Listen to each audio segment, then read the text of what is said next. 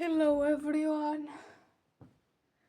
Uh, what time is it? I have a lesson in have to leave for a lesson in an hour. So I'm having some vicinada, some short cherry, orange cherryade, short cherryade. It's like orangeade but with short cherries.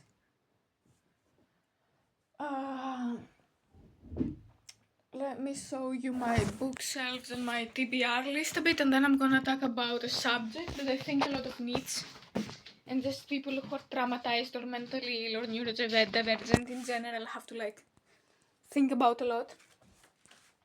I'm reading this currently. It's not really a full book. It's more of an essay by Peter Singer. It's Famine, Affluence and Morality, which essentially started the movement of effective altruism, which is using math and knowledge and scientific knowledge to optimize how you donate to charity and choosing the organizations that are the most effective per dollar and per person. So it's kind of for nerds who are high empathy essentially. And I don't know if I'm allowed to call myself a nerd because I slacked a lot in school, but I wouldn't say I'm an intelligent, I wouldn't say I'm an intelligent, I would say I'm more of a slacker. And under ideal conditions if I had ideal living conditions and health conditions and in a better environment, I think I would be a nerd. I think I would be one of those kids that you would expect them to go into engineering or math or law or something. Here we have, I have to start reading this again. I did it last year but didn't really have the strength to implement it, I guess. I think maybe I tried briefly but relapsed. How to break up with your phone. It's a course for how to break up with your phone, but I think it's geared more for people who just have a bad habit rather than people who are clinically addicted or so addicted they cannot function and live independently. Also, I think even without the addiction, I'll still have to learn a lot of things and do a lot of things differently to actually be able to enter a normal trajectory. Then I have this. I was reading it for a while. I have it on hiatus now. I am only 1/3 through it. I remember listening to this on the internet a long time ago. It's a pretty good personal finance book, but the author comes off as extremely arrogant and even classist. Fuck. I've read this for the most part multiple times, but I never end up finishing it. Yeah, it's pretty helpful if you wanna put yourself in the right mindset after you wake up immediately first thing in the morning. I've started reading this but haven't really read much of it. My attention span is so bad right now. I have so much brain fog right now, it's unreal. And this one, I started reading it, didn't get through it. I have to read it. It's a drama book. This is what my bookshelves look like. I'd love to read more and finish up all of this eventually. This one I tried starting, but it's really difficult. I can read it, I can understand everything, no problem. It's a pretty advanced book, grad school level, college level English.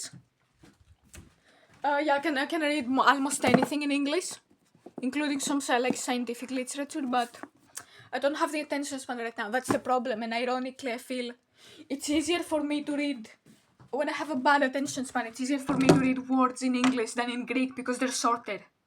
Whereas Greek has very long words and compound words and things like that. This one I have read but haven't finished. I'm gonna say it left a mark on me. It's excellent. I wanna really finish this up when I've improved my attention span with reading easier things and meditation. Today I bought this massive eraser that's like a black skull. I'm a little bit of a goth at heart. I actually listen to like dark wave and ethereal wave and pagan goth music, so I'm not a poser. I actually listen to goth music, so therefore I'm not a poser.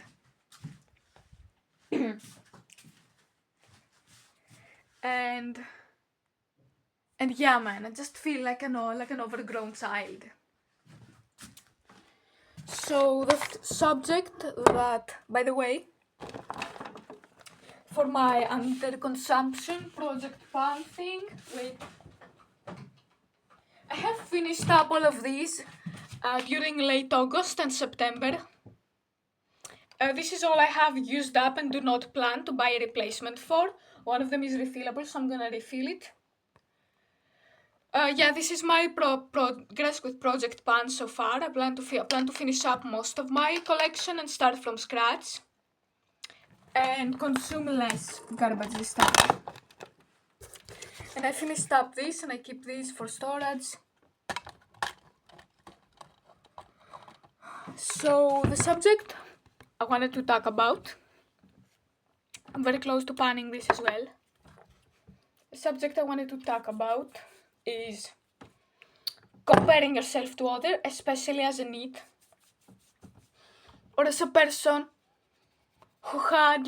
who's either suffering from very ill mental health, or who's really traumatized, like, because of a fucked up event or a fucked up childhood, or even like a mildly neurodivergent person who like missed certain social milestones, and now you're struggling to catch up and you've been unemployed for like 7 years, or it can be something as simple as that at times. I'm gonna show you my makeup. I'm gonna do a little bit of my makeup actually. I'm gonna get ready for strings class. Never played any strings other than... Actually, I have played, but this was months ago and I have taken a hiatus because my teacher was a creep. And I'm gonna wear the black eyeshadow. Today I'm gonna like... oh fuck! Fucking hell. Hope it didn't break, man. It's like I'm an edgelord. It's like I'm a little bit edgy at heart. I'm a bit of an edge lady at heart. Even though I live in this pink room. I don't think I will repurchase this after my acne is improved. My essentials are just primer, concealer. I use primer because I have very oily skin. Eyeshadow. A bronzer or contourer. A bronzer or contourer and a lip product. These are like my essentials. I don't think I need more. Or like occasionally like an eye pencil. But yeah, generally I don't want to look too old. If I'm honest, I'm gonna wear only light makeup. But I want to wear the black eyeshadow a lot.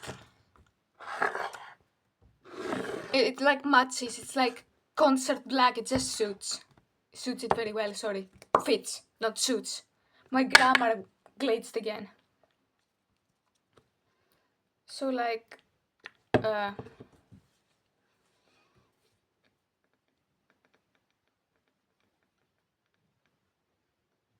so I think a lot of people who say that they are self-made or that they started from zero do not really factor in things such as their relatively good mental health or relatively stable family situation into their success, or having like good present non-drug addicted parents, relatively healthy parents to take care of them, no major traumatic events, no abuse, no good financial situation. So like when they say they started from zero or that they're self-made, they don't really mean that they started with nothing. They just mean they didn't have a massive head start like a trust fund or like a small loan of $1 million. They did not have like a massive head start like a Nepo baby would. But they don't really mean that they. But I think what they really mean when they say they started from nothing is that they they didn't have a massive head start compared to the average person. Yeah. So they don't mean they started from nothing. They just mean they weren't extremely privileged, but they really did have a lot of good luck and a lot of good foundation to start with. They didn't to start from. So what they mean when they say they started from zero and they're self-made is that it's not that they started with no luck whatsoever, because they don't factor in the good circumstances of their birth into their zero. They really just mean that they started from square one, like an average person. Not that they were like down on their luck, like born in a sewer. And I've had a lot of other personal tragedies happen in my life, or other familiar problems. Some things I remember, some things happened so early that they're buried in the back of my mind, or the things I remember being exposed to and have vivid memories of. But I wouldn't really say I was born in a sewer. So financially, I'm not really middle class or even rich or even upper middle class or anything like that. But I also know that I'm not in poverty and that I'm not working class. I would say that my living standard right now is akin to that of a school teacher or a social worker, which isn't really, or like a customer service worker. It's not really that much, but it's not really that low either. It's pretty decent. So if I ever, for example, made a business or something, even if I didn't have a massive loan of $1 million from my father, like a certain someone, like Trump had from his father, I wouldn't really say I started from nothing. I would say I started with a solid foundation financially. So it wouldn't be fair for me, as someone who did not grow up in poverty, to say that I started from zero. I would just say I started from square one. And I think what most people mean when they say they are self-made is that they started from square one like an average person, and did not have any major head starts or any major massive financial advantages or connections. But they also didn't have any massive personal tragedies or low financial status or ill mental health or anything like that that could interfere with their progress in any field. Could be business, could be the arts, could be anything.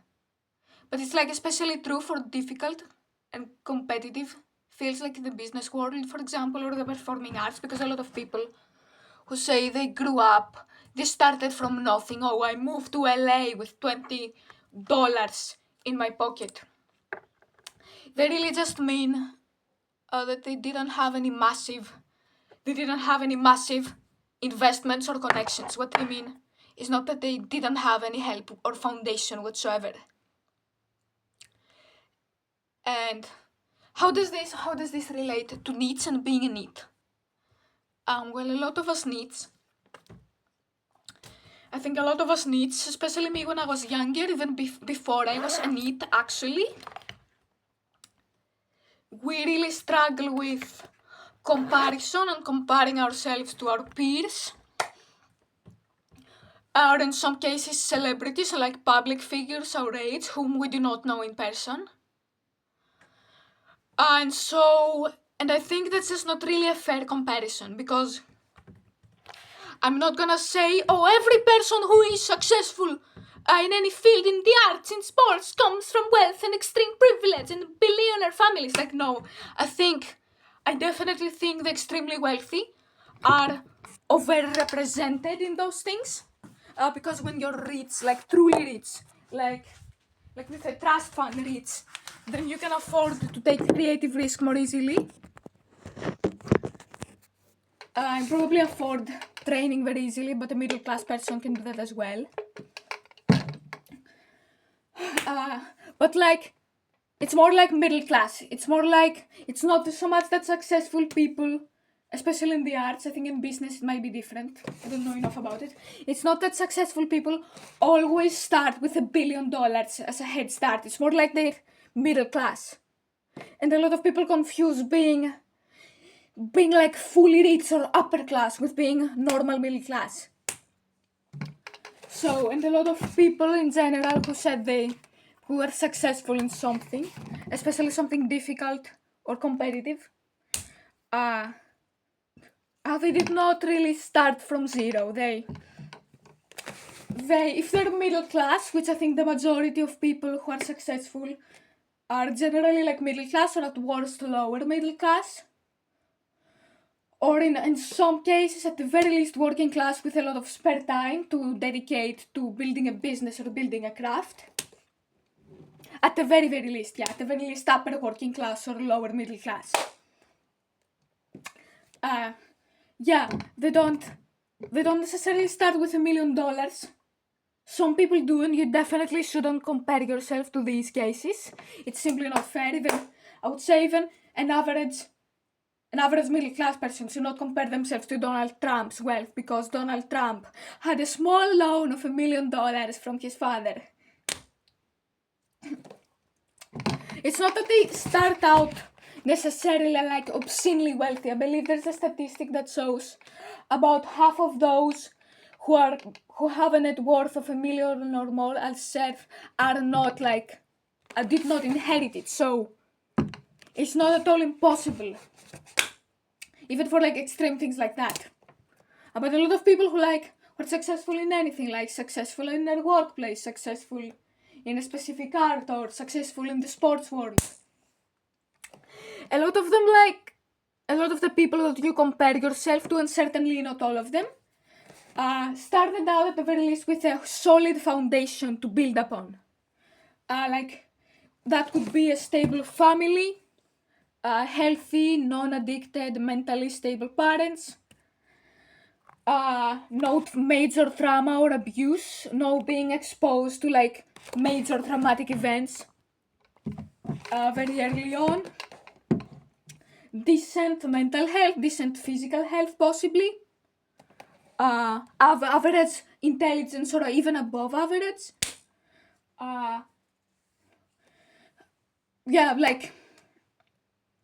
So they didn't really start at square one. They didn't really start from zero. They just started from square one. They had a solid foundation to build upon. And in the case of other people, whom I do think are somewhat overrepresented in difficult fields, some people who claim, some Nepo babies who claim they're self-made or that they started from zero or square one, really just started out at 50 and ended up at 100, like how Trump started out with a loan of $1 million from his father. Or like in K-pop, how like they're starting to debut chaebols, like kids from Korean like billionaire families with a B, not an M, a billionaire with a B. So people who say this doesn't like invalidate their hard work and discipline, because being a K-pop trainee, for example, takes a lot of discipline and dedication, showing up every day. The fact that they're chaebols, that they were born rich, does not really invalidate the hard work they did and their dedication, but it puts them at a massive head start, both connections-wise and financially-wise, than people who do not have extreme wealth or connection to label executives and things like that. So it doesn't really mean they're not hardworking, and in some cases it does not mean that they're not talented.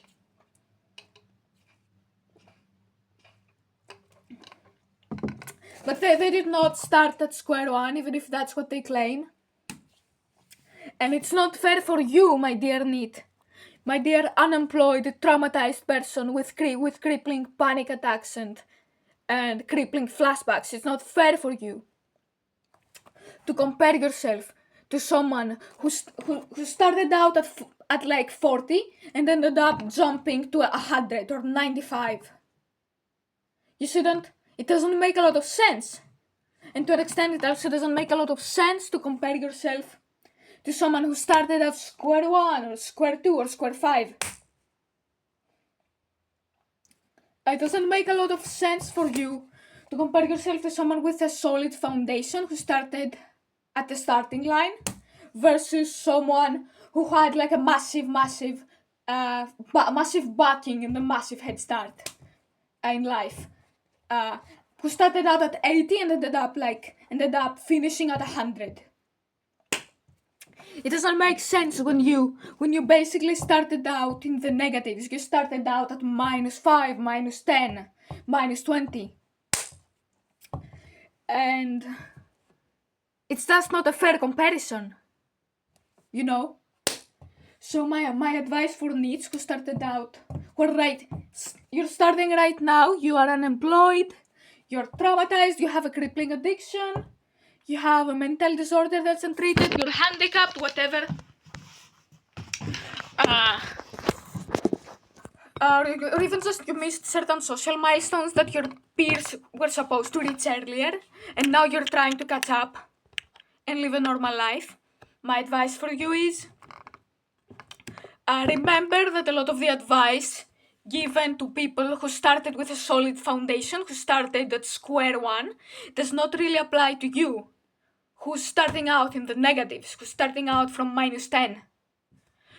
For example, if someone says you should go to the gym every day to like build discipline and build good health, but you can barely get yourself off of bed, then this goal does not make a lot of sense for you if you're fucking bedbound with psychomotor symptoms. So a better goal for you would be to get out of bed a few minutes late and take a walk around your neighborhood and then come back. Maybe a more realistic goal would be to drive to the gym. To drive to the gym and like sit there even if you don't do any workouts, or just run at the treadmill for 5 minutes and then come back. So you have to start out smaller and with more. You have to start out smaller and with smaller goals than someone who's starting out at square one. If you're starting out in the negatives, you have to build up the stamina and the momentum slowly, so that eventually when you do get to square one, when you eventually do get your foundation, you can start building even faster than the normal people, or even better than the normal people who've had it easy, so to speak, or who've got a foundation, because you had to power lift mentally so much for so long. But you have to start out in the negatives and build it up slowly first. Does that make sense? And in my opinion, in certain areas, it might be more helpful for you to go cold turkey. Because for me personally, moderation does not really work with addictive behaviors such as the internet and social media. Like, for me, I have a double-digit screen time. And moderation does not really work for me. I just find a loophole and I end up relapsing. So a better option for me would be abstinence. That's what works for me, abstinence. Treating it like it's a physical substance addiction, because if it's so bad I cannot work and live, if it's that bad, then it should be treated as a serious problem. I'm trying to use up my lip gloss. So really just have empathy for yourself, and if you're starting out in the negatives, do not compare yourself to someone who started out with a solid foundation at square one. And certainly do not compare yourself to someone who started at 60 and jumped to 100. With a small loan of $1 million from my father. Oh man. Trump is so weird. So yeah. Lip gloss. And remember that when you do recover, you're gonna have a lot more strength and momentum if you do get to the foundation than someone who had it easier, who had a foundation even. That's my advice. I'm nodding off.